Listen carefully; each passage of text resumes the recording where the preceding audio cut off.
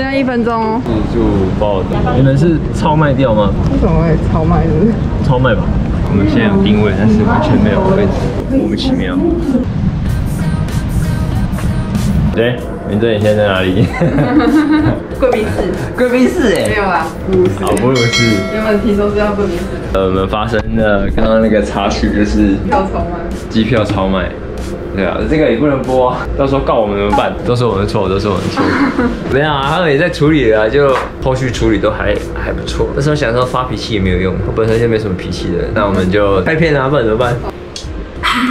大家好，我们是小有夫妻，快小孩，快小孩。我是欧哲，我是明真，是洋洋，耶。洋洋现在已经快要3个月了，他要坐第3次的飞机了。我们准备要回澎湖啦。明真，今天我们要分享的是，今天要分享的是新生儿搭飞机的一些指南。指南？对，要去买指南针。因为我们想说，就是应该很多爸爸妈妈如果有机会可以带小朋友搭飞机的话，应该会很好奇，带这么小的婴儿搭飞机有什么事项啊？需要准备哪些东西？我觉得蛮困扰的，因为我们是在台湾生产，然后所以我们要带他回澎湖的时候，就是到底他几岁可以搭飞机，要带什么？就我们有很多的疑问跟困惑，就是现在已经搭了3次了，所以我们大概知道整个流程。我帮你们查清楚了，对，全部报给你们知道。今天的影片是针对就是2岁以下的小朋友。第一个分享就是你出生多久可以搭飞机？目前飞澎，以我们澎湖来讲，飞澎有2家，立荣跟华信。那这2家其实规定有点不一样，但是立荣的话是7天以上就可以了，但是华信要到14天，所以我觉得以保险来看，就是大概14天以上才可以就是搭飞机这样子。对。如果你真的在这个天数以下，如果有开立那个医生的证明，其实也是可以的，但是不太建议小朋友刚出生，他的一些可能肺部的状况都可能还没发育成熟，不知道说这个在飞行的过程中，那个压力的改变会不会对他身体造成一些负担或影响，所以还是建议就是可能14天以上会比较合适。但很多人会担心，就是他的压力造成的耳朵的疼痛，大人都会了，小朋友不会吗？这一点国外的话不太确定，但是以国内来说，我们的耳朵不适的状况还好。然后其实有一个解决方法是，你可以给他吃奶嘴。因为吃奶嘴它一直在嚼，就像我们大人嚼口香糖一样，其实多多少少会舒缓那个耳朵的不适感。这个有用，因为我有吃过奶嘴。好，真的吗？那小朋友要不要买机票呢？如果新生儿的话，在航空公司的规定里面，其实它算是不占位。然后你如果输入的话是零元，小朋友是不用钱，但是要买机票。那我可以带18个小朋友吗？不行啊！不行。航空公司有规定，就是一个大人只能带2个小婴儿，就2岁以下的小朋友。第2位小婴儿要买座位，而且你要帮他准备他的婴儿座椅。然后是要买儿童票这样子。自己帮他准备他的座椅。对，儿童座椅，因为他不可能直接坐在椅子上，躺在那边很奇怪啊，所以你要帮他准备他的婴儿。了解，所以基本上其实你也很少机会去带2个小朋友啦。但如果除非你是双胞胎啊，对，双胞胎就蛮有可能的。那基本上如果你带1个的话，它是免费的0元，因为它不占位。而且我们通常就是1个大人通常都会有1张机票，然后1张机票就是折抵10公斤的托运。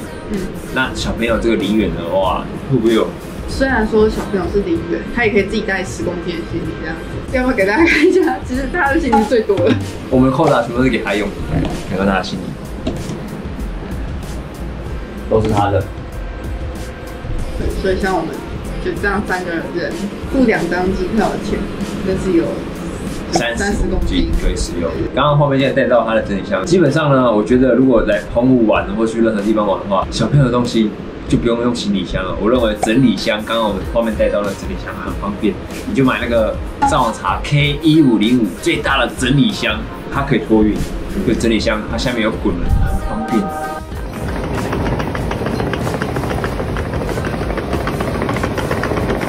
像它的婴儿车啊什么的，我讲稍微折叠进去，然后就把它全部丢进去。爸爸，我要带那个挖沙沙的，全部丢。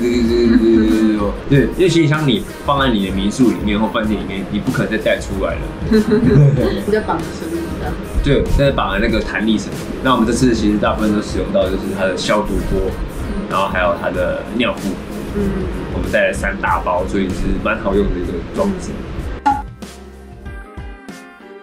小朋友的话，就是他其实有规定说，如果你真的是还没有证件，因为可能才刚出生14天左右就搭飞机，可你还没报户口啊等等的，那就是可以拿他的宝宝手册来当做一个身份的证明。但是如果你已经就是基本上已经报完户口，航空公司建议说你就是要么就拿户口名簿，不然就是拿他的那个健保卡，比较保险。那像他今天一度我们找不到健保卡，他说完了，我是要打不上飞机。然后所以有问那个空服人员，然后他们是说其实也是可以通融啦，但是就是会很麻烦。对啊，宝宝手册的话，尽量就是用在你就是出生14天，然后就还没报户口的时候，而且你顺便带出生证明，这样子会比较不会被刁难。因为很多行政人员很少碰到这个机会，所以他们会查很久，会耽误你的搭机时间。所以你这2张一起弄的话，会比较有效率。如果有证件的话，就是有健保卡跟户口名簿就直接带就好，带其中一样就可以了，这会方便很多。很多人上飞机也其实很怕婴儿突然不受控，大哭大吵的话，要怎么办呢？明真，你有什么因应作为？我觉得小朋友其实这个时期会哭的很大原因，通常是就肚子饿、想喝奶奶，所以其实会蛮建议说大家可以先在上飞机前先泡好牛奶。但是其实会建议是说，你就是先把奶准备好，然后你通关之后再泡。航空公司会在通关的时候对于那种液体的东西会特别留意，所以建议还是就是通关之后在那个候机室的时候泡。我们国内线其实是比较通融的，那国外线的话，尽量都是依照名字刚刚讲，小朋友是无害啊，你只要把头转过去，然后他就好可爱啊，就过去了。不知道大家有没有发现，就大飞机都会特别好睡。其实飞机它是有个白噪音的效果，我们已经实测过很多遍了。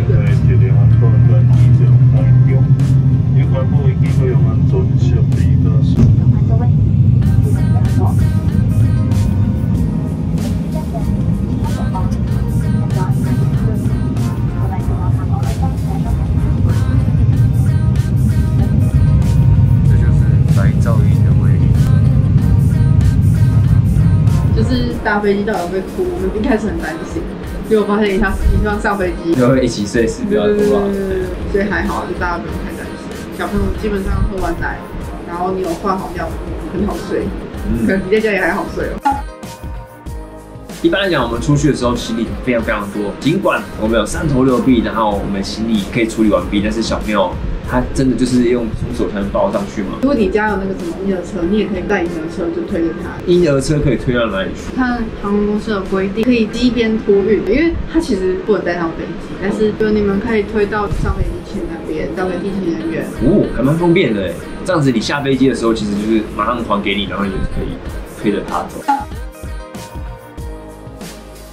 疫情的限定版就是小朋友要不要戴口罩，小朋友要不要快筛？我们上次回去的时候，他有问我几个月，后来好像是说6个月以下可以快筛。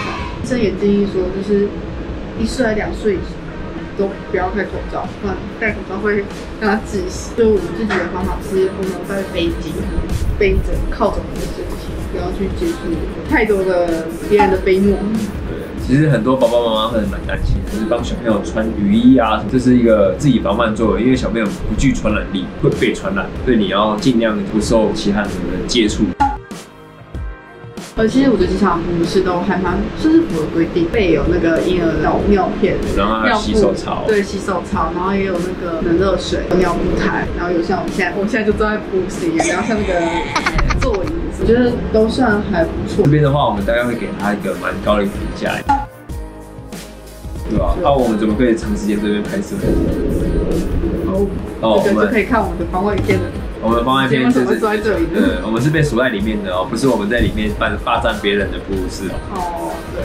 那这边还是给大家一个很棒的建议，如果你要出门，就是早点出门，早点出门，早点出门。